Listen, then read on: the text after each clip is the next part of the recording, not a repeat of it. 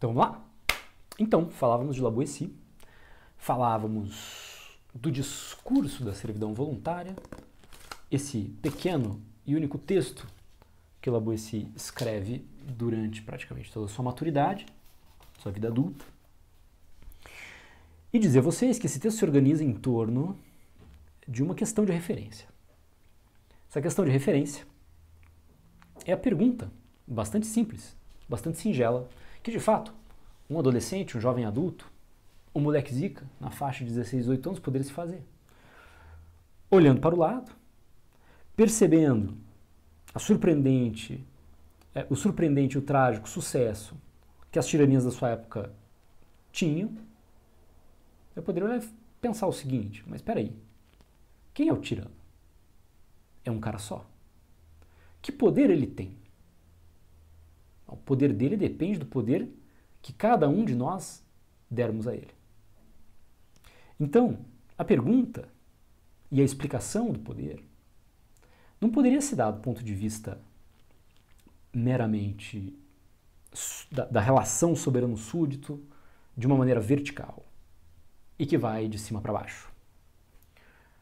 Na verdade, seria preciso explicar os poderosos que estão por cima pelo fato de que os submetidos que estão por baixo não apenas aceitam o poder daqueles que estão por cima, mas o querem, o desejam. Então a pergunta é muito simples. Como é que um só homem, como por exemplo um tirano, um monarca absoluto, consegue dominar todo um povo se o tirano é um e o povo são muitos? Essa pergunta, na verdade, esconde uma pergunta secundária, que é a pergunta bastante radical sobre, radical no sentido etimológico, qual a raiz da servidão? Qual a raiz, portanto, do seu contrário da liberdade? E a resposta da Boétie é, no vocabulário evidentemente moderno do século XVI, é a vontade. É a vontade de ser livre, ou a vontade de servir. Interessante, porque se nós saltarmos alguns bons séculos para frente, no final do século XX, nós vamos encontrar Deleuze-Guattari, no Mille Plateaus, dizendo precisamente o seguinte. E é claro que eles estão pensando um pouco em um Wilhelm Reich aqui, mas não deixa de ter um certo ar de La Boétie esse texto. Dizem eles, o desejo vai até aqui. Às vezes desejar o seu próprio aniquilamento, às vezes desejar aquilo que tem o poder de aniquilar. Desejo de dinheiro, desejo de exército, de polícia, de Estado, desejo fascista. Inclusive o fascismo é desejo. E mais um pouco à frente eles dizem, a prova do desejo, não denunciar os falsos desejos, mas no desejo, distinguir aquilo que remete à proliferação dos estratos ou à desestratificação demasiado violenta, e o que remete à construção do plano de consistência. Vigiar, inclusive, em nós mesmos, o fascista, e também o suicida e o demente. Esse é um texto muito forte, que basicamente eles retomam, né, sem citar, um texto do Wilhelm Reich, que foi um psicanalista corporal, dos mais interessantes, que viveu os terrores do fascismo, porque era judeu, e foi uma das primeiras pessoas a levantar a seguinte explicação para o fascismo. Dizer, as massas não foram enganadas. Elas sabiam exatamente aquilo que se estava fazendo. Elas desejaram. Elas queriam. Quer dizer, tudo bem, você vai me dizer assim, bom, o desejo é uma explicação muito simples para um psiquiatra, para um psicanalista, para um psicólogo, eles vão remeter tudo a isso mesmo, né? Mas que essa explicação apareça como o elemento de uma política faz com que nós percebamos, essa é a ponte que eu quero fazer com La Boétie, que não inventamos a psicopolítica ontem, muito pelo contrário.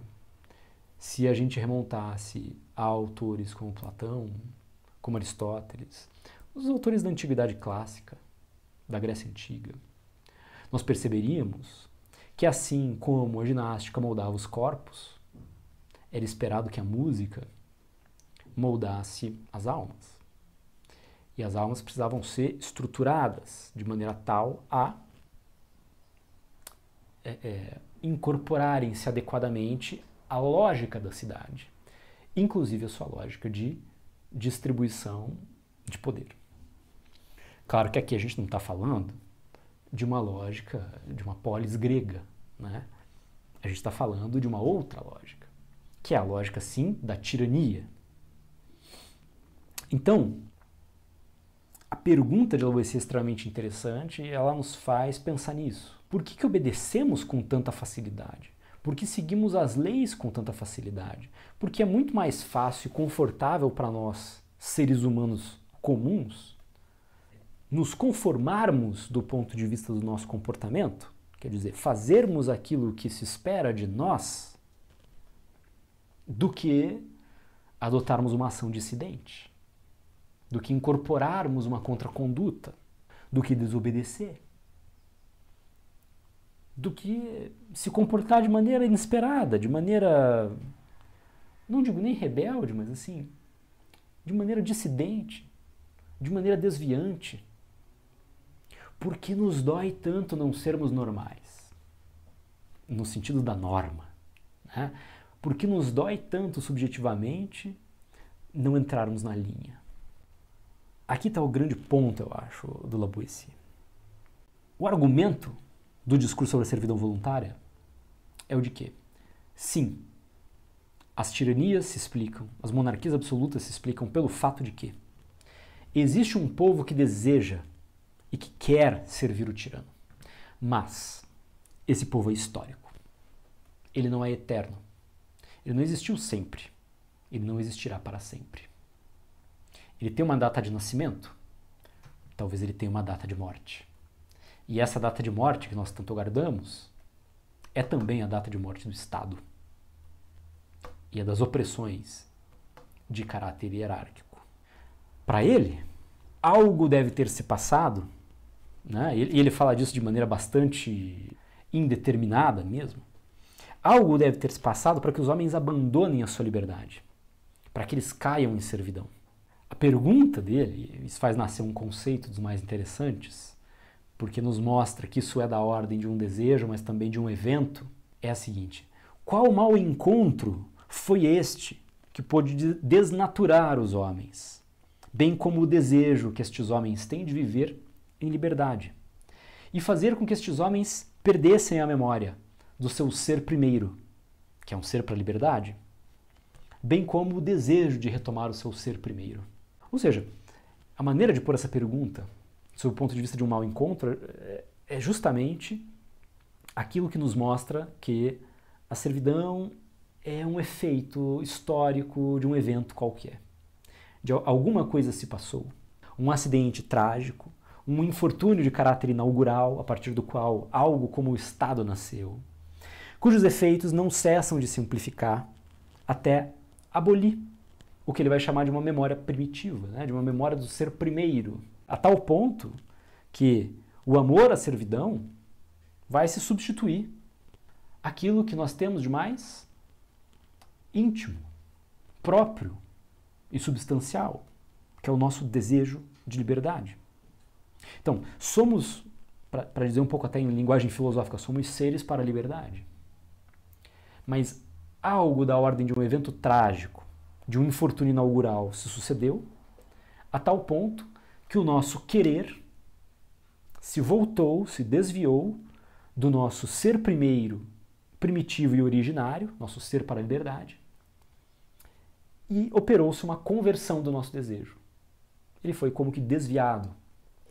Nós fomos desviados do nosso querer para querer a servidão, a nossa própria servidão. O ponto é que não se trata de uma passagem necessária.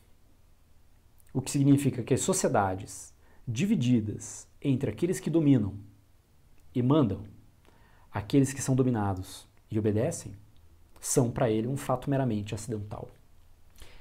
E de fato, se nós olharmos, por exemplo, para as obras de etnólogos como, por exemplo, Pierre Clastres, que trabalhou muito com essa questão, inclusive inspirado em larga medida em Lavoisier e Nietzsche. Clastres é um dos caras que vai dizer, olhando para as sociedades ameríndias, de fato nem toda a sociedade é dividida. Aquilo que nós conhecemos como sociedade, sob uma economia capitalista, sob a sombra protetora do Estado, é o fruto de uma série de infortúnios, de uma série de maus encontros. É da ordem da contingência histórica e não da necessidade.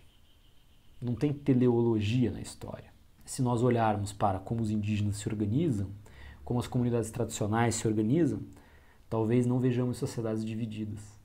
Talvez não vejamos um organismo separado do campo social que se transforma, né, que se comporta como organismo legítimo de poder. Não existe essa separação. Portanto, se falar em sociedades indivisas, em que o poder político e o poder social são uma só e mesma coisa. Essa é um pouco a pegada do Clastres, a gente vai falar sobre ele nessa lista aqui, fantástica, nessa playlist sobre malditos, né, autores que não são levados em consideração da teoria política, fizeram muito mais teoria política do que esses clássicos aí. A queda de uma sociedade toda na servidão voluntária faz aparecer um homem novo, que o La Boétie não tem nem coragem de chamar de humano. E ele também diz, não é humano e não é animal, porque os animais, eles não se acostumam a servir, senão sob o protesto de um desejo contrário.